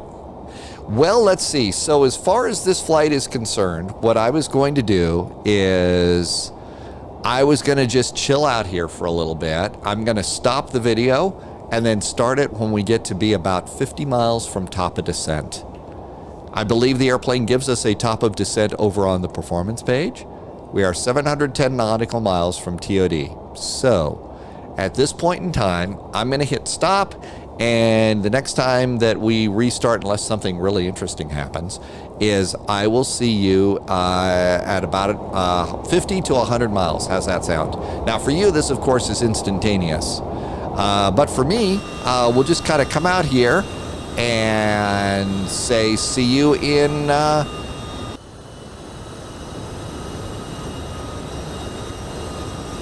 Hey, we're back. It's been about an hour since I hit the pause button on this, but we're still flying. It's still going, and so far so good. We are, if you take a look at the performance page, it says we're 58 nautical miles from top of descent. I've done one thing. I've come over here and I have hit, I've dialed 7,000 feet. That is the bottom end of the star that we're going to be going on today. So coming on in here, we're on the J-Fun 2 arrivals, a classic Boston approach. We're going to be going into runway 15 right. So that's going to put us out at Adams and Swig. And so the bottom of this approach is 210 knots and 7,000 feet at Wachu. So that's the runway that's got a problem. Our ILS today after Adams, this takes us right on in, but this is an offset approach. So we're not going to be lined up on the runway. This is, you know, no auto land here. And then coming in on this runway here, 15 right, we'll probably get get Gulf here. So we'll cross the runways and FedEx parks down here in the cargo ramp. So we'll taxi down here via Bravo, taxi line Kila into the cargo ramp. So that's the plan for this at the moment. So we are coming up on our top of descent here. I have no idea about how this thing is going to handle constraints or anything like that, but I've dialed in 7,000 feet here. So the next thing for us to do is to come on down here. We're 44 miles from descent. Let's go to the takeoff and approach button. And our clean minimum speed is 213 knots. Slats extend at 172. Flaps at 28. Flaps at 160. Flaps are 35 for landing. There's approach speed and reference. It's got the information already in there for our for the airplane at the moment. As far as our weight, it seems to be doing all of that for us. So the takeoff and approach button is set. Our cleared descent altitude is set. I believe this airplane is just going to start descending us. So with all of this looking good, let's go back to performance, 35 miles, and it should start descending us. We need to confirm that the descent begins, and we may need to throw out speed brakes a few times. Minimums. So minimums for this runway are over here on the ILS and localizer. Minimums are always at the bottom, and a straight-in landing for us for the ILS is 267 feet. Minimums, I believe, are up here. So this is going to be a Barrow and 267. And if you look down there, there is the number. So 200, wow, number goes fast. So if you go really slow, it does like 1 or 2. But if you go more than just 1 or 2 at a time, it really jumps up. 267's our Barrow. So we got that set too.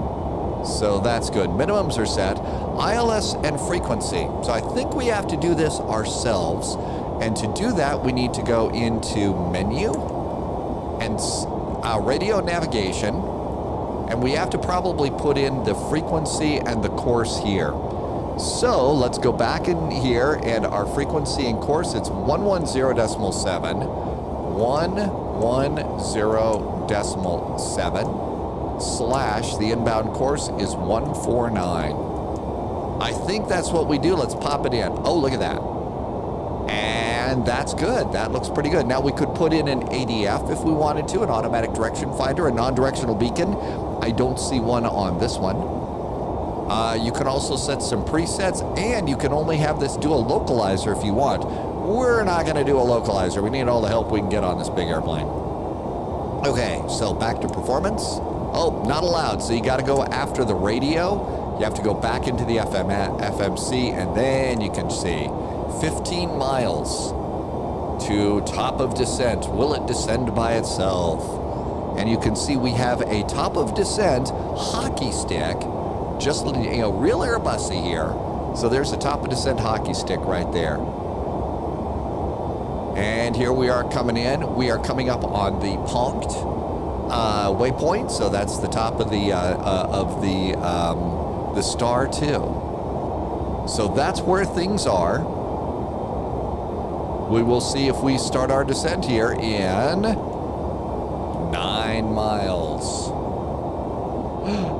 I should have gotten more coffee while we were doing this, but I actually spent the time with my nose in a few of the flight manuals for this airplane. So I started looking at the checklist. That's really pretty good. I also took a look at the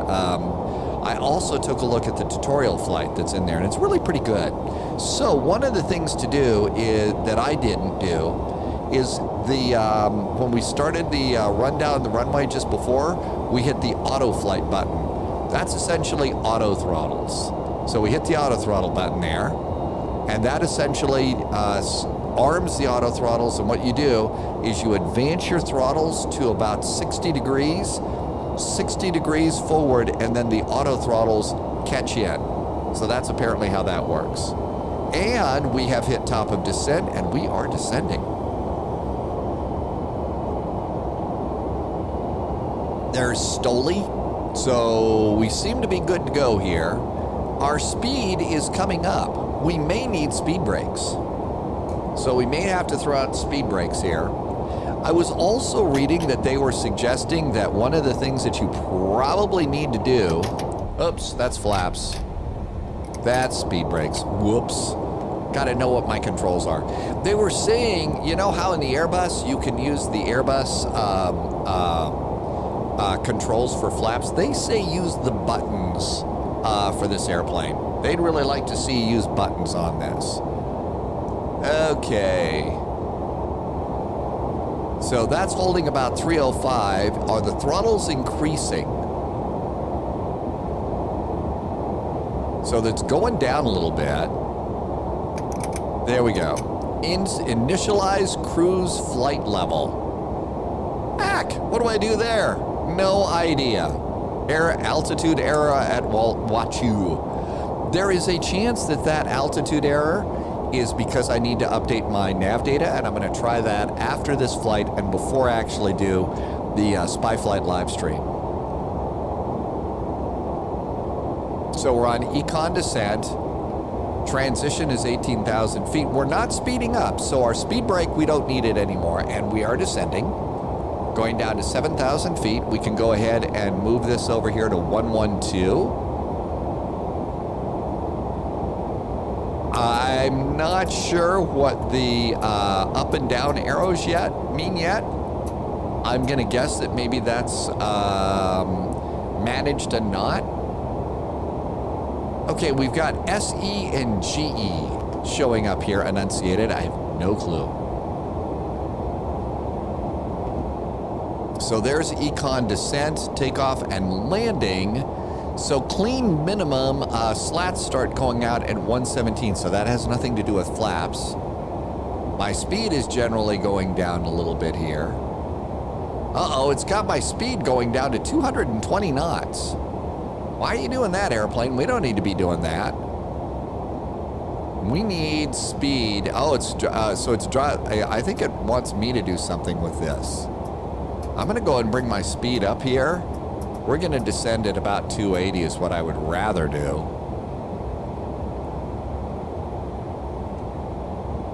So let's see if I do the down button there, what that does, if that resets it. Yeah, there's 280. Okay, so that's a little like an Airbus. So down means autopilot, you control it. Up probably means FMS, and the autopilot controls it. So this is really helpful. That's probably the way we can do this over here. Okay, so there we go. There is 280. Here at Minsta, we need to be above flight level 240. I think we're going to be above flight level 240, so we're good to go there. Okay, we've got minimums. We've got, okay, altimeter transition. I've gone and done the latest weather, but let's do the weather again. And we're just using Sim Toolkit Pro. Here's our latest METAR. And I'm going to just copy this information, Control C, slide that out of the way, go get my flight notes, and I always put these in here. So those go in there. So winds right now are 100 at 15 knots, visibility is 1.5 miles. Rain, so not the nicest day here in Boston. 5 degrees, temperature is 4, so a little bit of fog perhaps might be a problem, and the altimeter is 3016. So we are approaching 25,000 feet. If there were passengers, this is when I usually do seat belts unless there's turbulence. So there's 280. Now this thing wanted to reduce my speed all the way down to like 210 on this descent. We don't need the speed yet to be 210. So there was something funky about that. Maybe it's my old nav data, or maybe I'm just a bad pilot. Altitude error at Wachu. Okay. It's still upset with me about that. It'll be interesting to see on the spy flight if it still yells at me about that. If it's still yelling at me about that when we start doing the flight after I update the nav data, then it's something I did wrong. Okay, so there's Minsta. And we are actually below. We were supposed to be above flight level 240. So my descent, not quite where I'm supposed to be. That's probably my fault, not the airplane. The flight itself was really, really good. I did do a direct to. So after we got to the one-way point, what was it, PXV, I basically just did direct to PONCT. I think it saved me like 3 minutes. Maybe that was about it. But this was a pretty nice approach here. Pretty nice flight so far. Let's hope that our landing is nice and we don't make the evening news. Okay, so we're still going down 22,000 feet. So we are coming up on seats. So over here on the approach, there's seats. 280 knots is supposed to be above flight level 210. We're at 280. We are going to miss that by 12 miles. So it looks like we're going to miss that constraint by 12 miles. That may be my fault. Let's go ahead and I'm going to connect this into the sim. What do you mean aircraft is outside of bounds? Aircraft is not outside the bounds of this chart. We're right there, you insane airplane. All right, fine, be that way. I didn't want to do flight tracking anyway. Okay.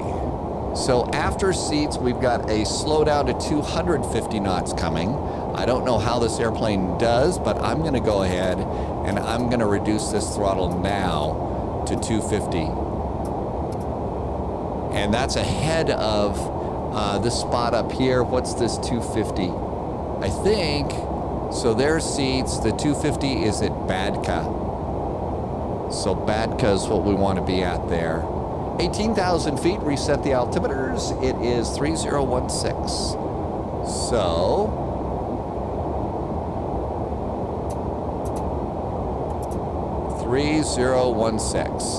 and if we want to, I can be a good pilot. 3016. There is the backup altimeter. So 17,000 feet. How's my speed? It's still holding me at 280 here. I want it to be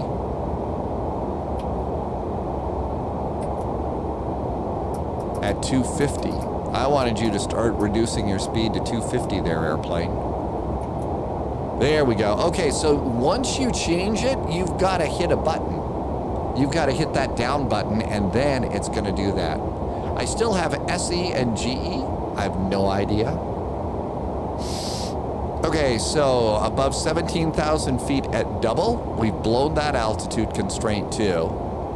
Wachu, oddly enough, is supposed to have an altitude constraint, and it's not in there. So I'm guessing that that's a navigation data error or something like that. We'll see. As soon as I land and I'm done with this recording, I'm going to go into Navigraph and get nav data for the MD80, which I don't have, but I'm going to guess that that's going to put that in a place where maybe this airplane is looking for it. Maybe that's how I'm going to get some updated nav data. We're a little bit off of our route here, too. You don't suppose...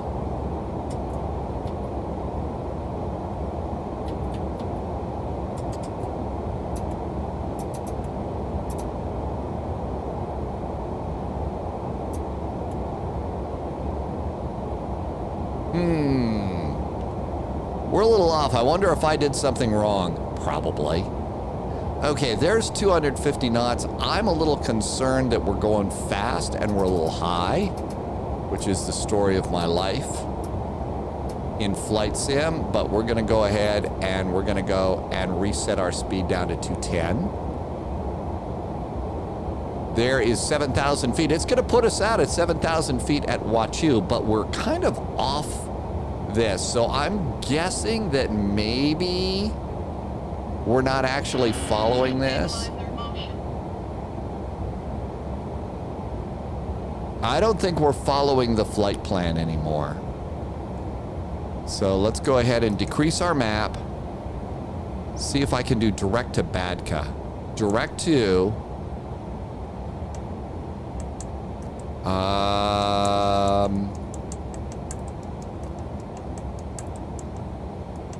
Badka. Okay, there's direct Badka. And hopefully it's got it.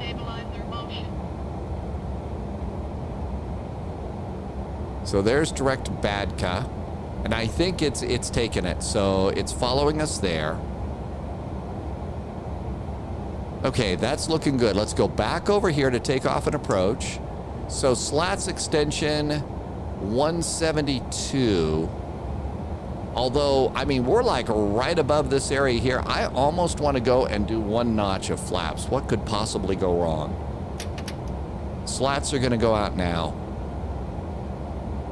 It says SR here, maybe slat. SR is slat retract. Maybe that's slat retract.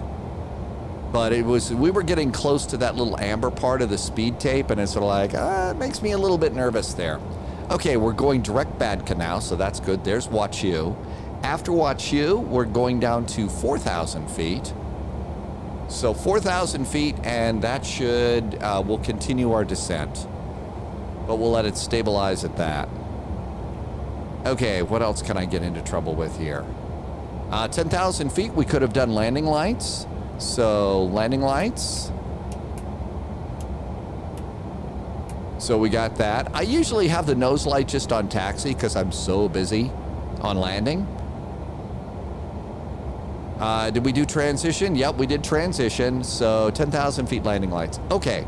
Now, before landing checks, we're a little bit far out, but that's okay. So before landing, we need to come over here. I'm going to go do auto brakes, medium. Speed brakes, I'm going to arm these, and I think you grab this and pull it up. Speed brakes are armed. ILS frequency is, we've verified that, and flaps go out on schedule. We're at 210 knots. We're coming up to Badka here. So I think we're in pretty good shape. But the altitude constraint, so I think it's old data. I think that it's old data, and that's why this thing is cranky with me. So maybe that's one thing that I've done on the airplane that's not my fault.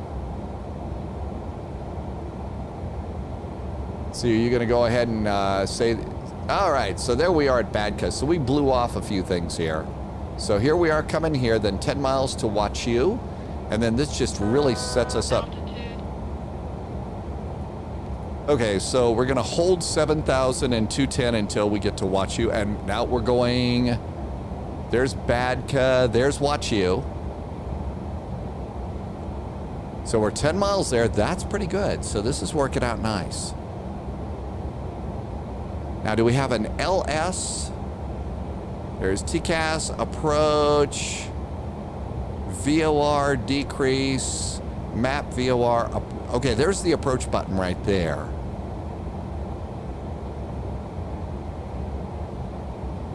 So here's an approach button, and I'm going to guess that that changes my map and puts it in approach mode. And it says no localizer or no glide slope yet, so we haven't reached those. Let's look outside the airplane, see if smoke's coming out the back. We've got the nose up quite a bit. I think I want to do one more notch of flaps here. We're going to do another notch of flaps.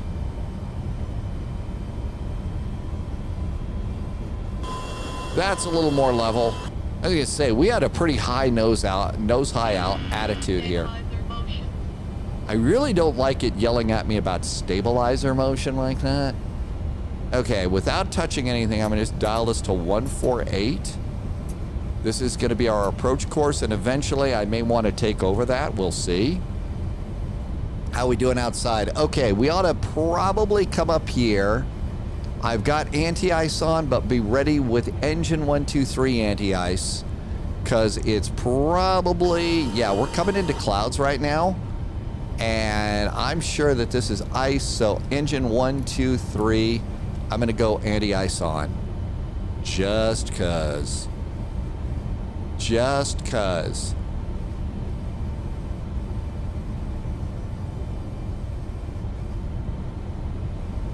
Okay, coming up on Watch You. So far, so good. I did find out that, yep, Zulu time at the top, and this is a timer, and the controls for the timer are right down here. So basically, you can count up or count down, and then you can hit that little button right there, and that starts it. It's stop. I think it clear and start is what it will do. There's always going to be a timer going, so don't let that, you know, get you ticked off or anything. All right, so there we are making our turn to Sam, and it's going to try and hold us at 210 knots. Let's go ahead and after Sam, ATC is going to tell us to descend and maintain 4,000. So 4,000. And we'll just make it an open descent. I know that's an Airbus term, but we're going to hit that button. And yep, 4,000 is what we're supposed to be at SWIG. So as we come on in, there's Adams, there's Vectors, Wilbur, and then SWIG. SWIG is a, well, you know what? Oh, there's SWIG right there. So we need to be at 4,000 feet at SWIG. After that, we'll go down to 3,000 at Wilbur. And I'm looking to see if we're going to start grabbing our glide slope and localizer here. This is about a time when I want to start slowing down even more. 180 is what I like to be at about here. So 180 and execute 180. I'm going to do another notch of flaps here as our speed goes down to 180.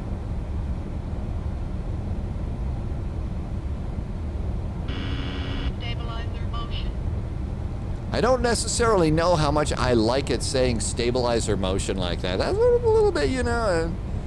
Let's see. Somebody just sent me, uh-oh, there's rain and snow. Let's also go ahead and turn on wing and tail ice just because we don't want to have a problem. All right, coming up on Adams and 4,000 feet, I'm going to do another notch of flaps. Landing gear. Landing gear. Okay, we'll do landing gear. I love that idea. Okay, VAP is going to be 162. Landing gear. Well, I'm putting out the landing gear. Quit yelling at me, airplane. Have I got localizer? I don't. There's Adams, there's SWIG. Wilbur is 3,000 feet. I put the gear down. You can't yell at me anymore, airplane. 3,000 feet.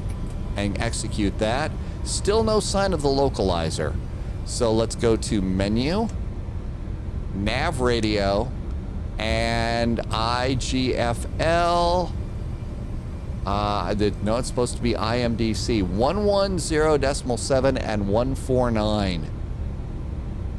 Oh, that's not that. So that's not there. So there we go. Menu, FMC, and I want takeoff and approach. Do we have anything? No, I still don't have glide slope and localizer yet. And Boston is within 15 miles. That's concerning to me. There is 3,000 feet. Final approach is 1,700. So we may be in trouble. 1,700. Let's let it do that. Down we go. Let's put it in approach mode. Approach mode doesn't seem to be helping me out very much. So I'm going to go back to my map mode. I don't have anything loaded in here. Okay. This just got really, really dicey. No localizer. Do I have a localizer button? Traffic, data, waypoint, VOR, NDB, airport, TCAS. I don't see a button that I push for that. FMS speed. It's not showing anything at all. And I know that this ILS and localizer works because we used this yesterday. Another notch of flaps. Ice is on. Let's see. We're 1,700. That is supposed to be Maldi. And it's still not popping in there. We're going to be at 1,000. So there's 1,700. That's where we're supposed to be. At Maldi.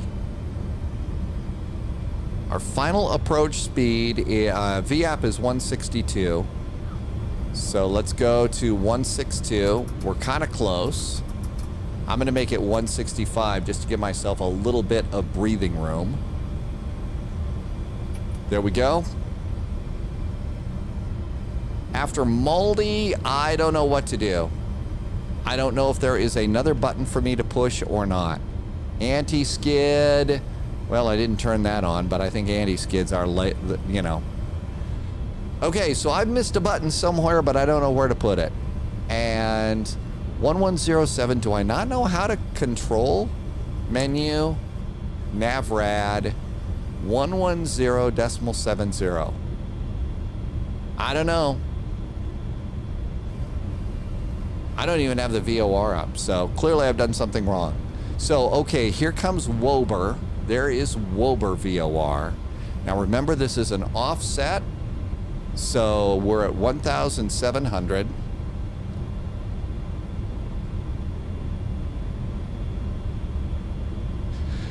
The runway is 17, so we're holding 1,700. So let's take this down to 200. And at Wober, we'll let it take us down to 200. There's Maldi there.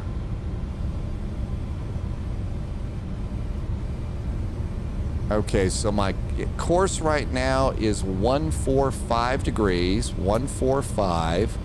I'm going to take control of that. I believe I have control of that. I still have no localizer, so I don't know what I did there. Almost to Maldi. So let's go ahead and let it go down to 200 feet. What could possibly go wrong? Gear is down, flaps are down. I'm just looking for the runway. Right now, visibility is 1.5 miles. We've got scattered clouds at 800. So we're searching for a runway. Sync rate, sync rate, sync rate, sync rate, sync rate.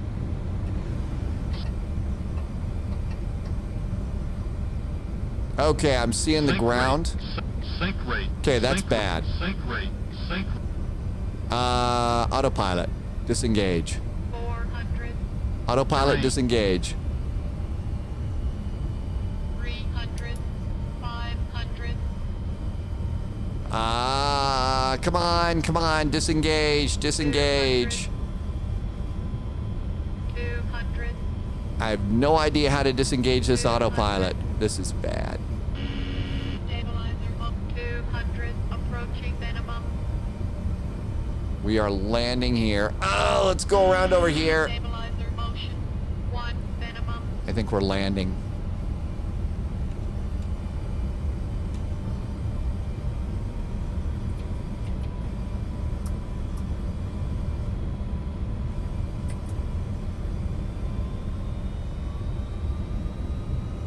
How the hell do I turn this freaking thing off? There's auto flight. That's auto throttles. I don't have any clue.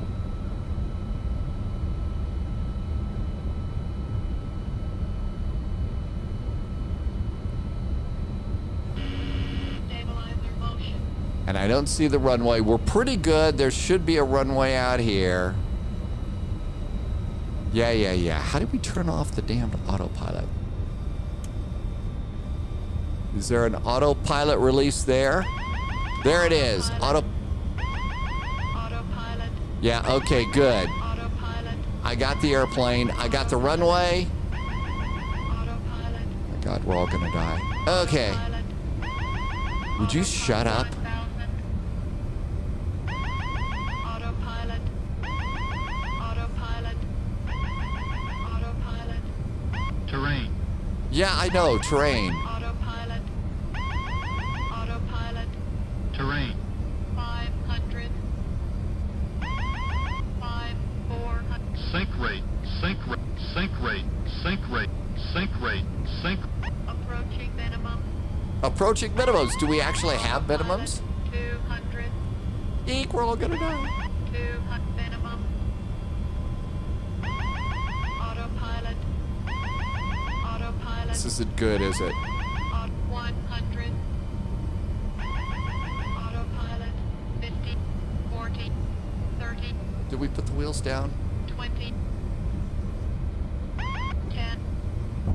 Reversers. Autopilot. Autopilot.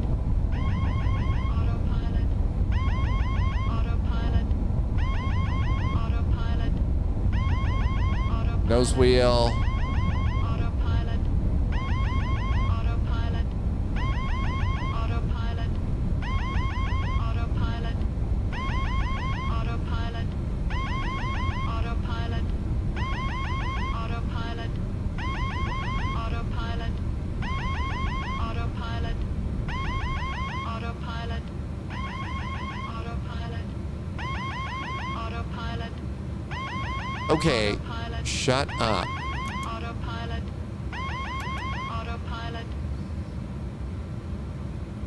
I forgot I had nose wheel steering.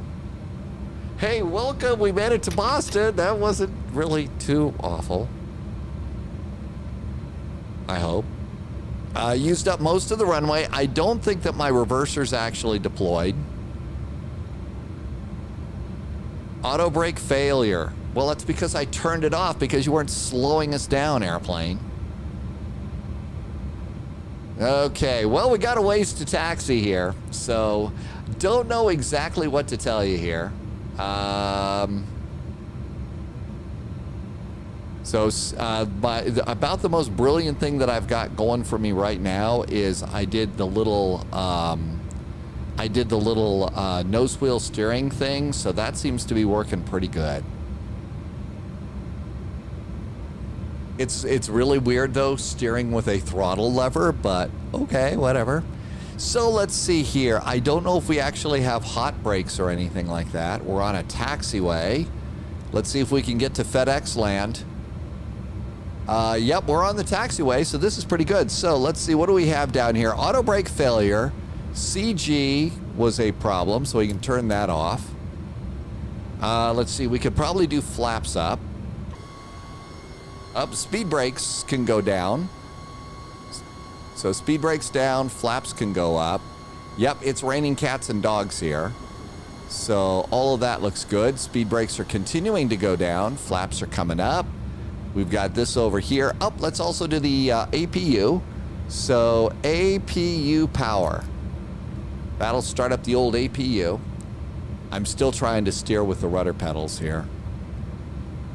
Okay, there's my throttle, and around we go here. Oh, and also I've got to remember that we're sitting way ahead of my nose wheel. I don't think it's quite as far ahead of the nose wheel as the Concorde, but wow. So, it worked. We made it on the ground. There is still a lot to learn, but it's always fun to learn new airplanes. We can turn off the anti-ice. APU, I believe, is starting. And there is 4 right. Seatbelts, windshield heat, no smoking, airfoil, anti-ice is on. Thought I just turned those off. So, there we go. Okay, I think I've started the APU. Right? Did I do that? It's available, so we can get the bleed turned on. So we've got APU. There is 4 left, and oh my gosh, we're picking up speed. Brakes. I did hit the record button on this, right? Well, we also have a pretty good little breeze. You can see the smoke that's blowing up there.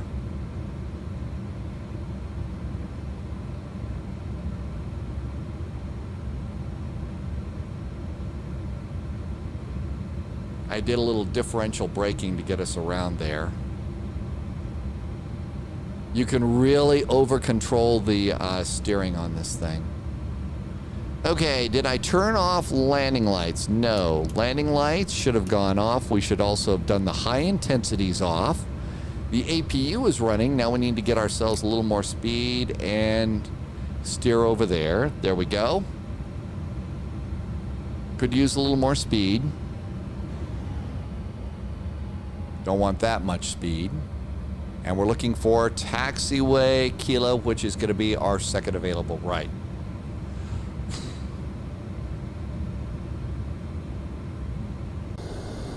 Oh my gosh, look at us. We're just kicking up all sorts of rain here.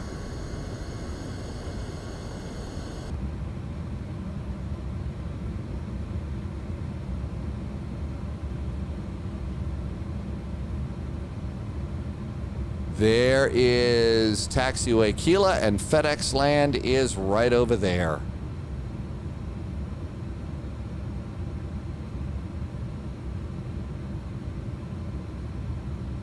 Oh, it's this way. Steering with the lever is really weird. I wonder if they did a little bit of differential steering with the engines on this thing. Little bit of power here.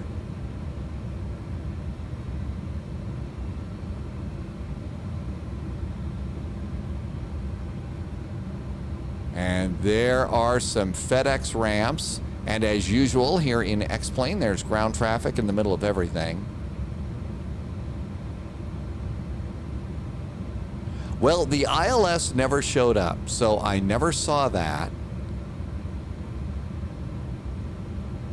Clearly, I've got to figure out what that button is.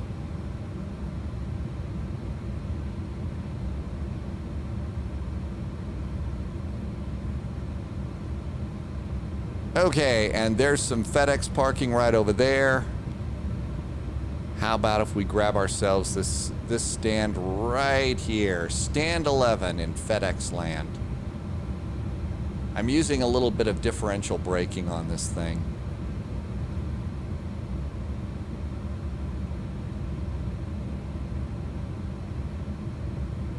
Hey, looks like we got some gate guidance going in here.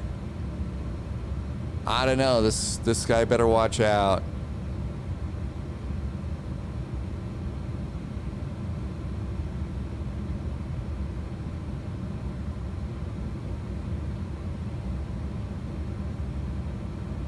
Okay, there we go. Let's do parking brakes. Holy. This is X-Plane. Guess what we get to do? We get to watch the landing.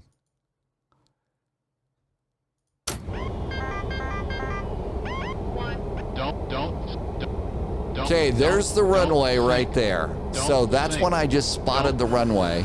None of the ILS stuff worked at all. So there was a button that clearly I did not know how to press on that. This is not the way Mr. Douglas or Mr. McDonald wanted us to fly this airplane, I'm sure. Mr. FedEx was probably upset too, saying, "Don't ever use our livery again."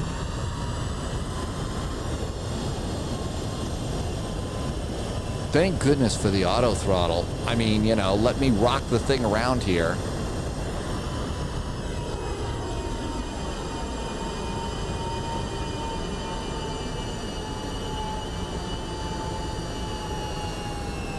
Hey, it doesn't go float, float, float like an Airbus. That's nice. Well, that wasn't too terribly bad. There goes speed brakes. So I did push the thrust reverser button, but apparently my thrust reversers did not engage. So I'm going like, is my thrust reverser going? I don't think so. That wasn't too awful. Okay, so while we're at the gate here, let's go ahead and let's go back to the airplane. We haven't powered down at all. So let's go ahead and engage my thrust reverser again. Maybe it's because I didn't have it all the way down at idle. Maybe that was the problem. Okay, this is interesting. So I've got my thrust reverser engaged now, but if I try and move the throttle forward,